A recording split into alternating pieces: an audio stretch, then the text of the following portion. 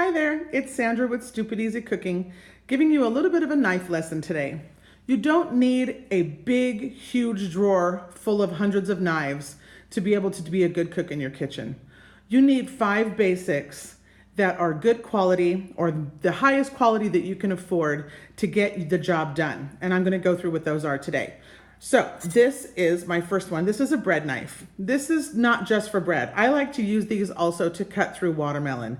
I saw right through it. And when you use a bread knife, you use a sawing motion and it does the work for you. You don't have to put any exertion. You don't have to push down. I always hold my knives like this. Always, always.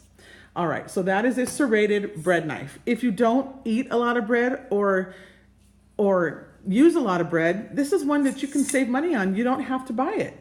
Now, this is a chef's knife. Now, this looks old and withered. That's because it is. It's probably around, I don't know, 30 years old. It's my favorite knife. It's the go-to knife that I grab in my kitchen all the time. It's not pretty. It isn't fancy. I don't even know the brand. All I know is it's super duper sharp. It has a full tang, which means that the blade goes all the way through to the handle, and it has stood the test of time, and I love it. It's got a little bit of a imperfection in the blade right there, and I actually use that to my advantage. When you're holding a chef's knife, you want to always choke up on it like this. You don't want to do this, and you don't want to hold it back here. It's too wobbly. You want to hold that blade so that you have full control of your food and what you're cutting, so that it's less likely that you're going to cut yourself. So that is the chef. This is an 8-inch chef's knife. They also have 5 and 6-inch chef's knives. I say match the knife to the size of your hand. My hands are big, so I use a nice big knife. Now, these two knives are very kind of low quality knives, but I have a lot of paring knives in my drawer because I teach cooking classes, so I have to have a lot of everything. But I say you need a paring knife that is a smooth bladed paring knife, and you need a small serrated paring knife. Why? This one you'll use for cutting tomatoes and for slicing the tops off of, I don't know, strawberries or whatever. But you want a sawing motion with a tomato because it's such a nice soft flesh. This one is great for peeling. You're gonna peel your apples, you're gonna peel potatoes if you don't have a potato peeler or you're out camping. This is a great knife to take with you for a nice all-purpose knife.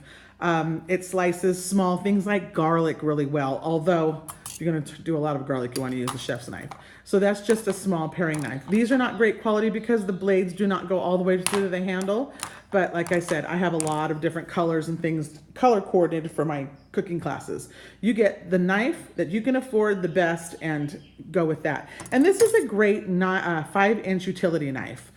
I'm not recommending brands here, so I'm gonna turn that around. There we go. But a 5-inch utility knife is just that. It's utility. It's one that you will use or utilize a lot. It's great for chopping potatoes. It's great for large hands and small hands. It's good for slicing things. So this is a good all-purpose knife. If you're going to get a knife first, I would say get a 5-inch utility knife first, then get the 8-inch chef's knife, then get the serrated blade, then get the paring knife, because really these two are kind of interchangeable. Knives can cost a lot of money. I say, like I said before, I don't know if I've said it in this one because I deleted a couple of these videos because I messed up so badly. Get the highest quality that you can afford. Don't listen to people that say you have to have a Wusthof or you have to have an all-clad or whatever. You know what? You get what you're comfortable with and you use what you're going to use. Like I said, this is a no-name, nothing brand, and it is the one I look for. I'll have other knives in my drawer that are chef's knives just like it, and this is the one I will search all day to get because you just find your favorites. I like the way it fits in my hand. I like the weight of it. I like how sharp the blade is. It's been honed so many times that it just remains sharp longer. You want to make sure that you sharpen your knives. I would get really expensive ones with like that, professionally sharpened, and then sharpen them a little bit, at home. Every single time I grab a knife like this, or like this, not the ones that have serrations, but these knives right here, every single time I grab them, I run them through a sharpener. I just have a handheld little sharpener that I put on the counter and I just run right through it. Because a sharp knife in the kitchen is much safer than a dull knife. Who knows why? Raise your hand. Oh, I act like I'm teaching school again. Less exertion equals prettier stitches. If you have to press down a lot and use all of your weight behind your arm to cut something, if your finger happens to be in the way, all of that weight is going to go down on your finger.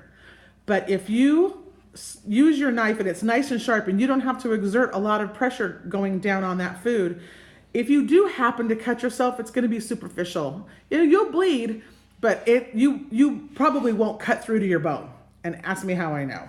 So I learned the hard way. But knives are a great addition to any kitchen, and good knives are really nice too. I have a bunch of really nice knives in here, but these are the ones that I think most people can afford. These are medium price brands. These is very low price brand. I got my mom bought me a set of 6 of this different type colors and different types of knives.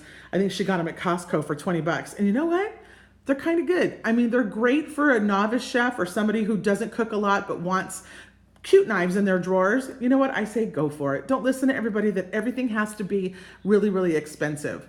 So the utility knife, the paring knife, the 8-inch or the 6-inch chef's knife, a serrated knife, and a serrated paring knife will get you through your day, years, months, whatever, through your cooking repertoire, and really just create nice food for yourselves. And it's easy to clean. You just have a knife and a cutting board to clean off. Well, that's it for me. I want you guys to please like and subscribe. I really enjoy doing these videos, and hopefully I'll get better with time.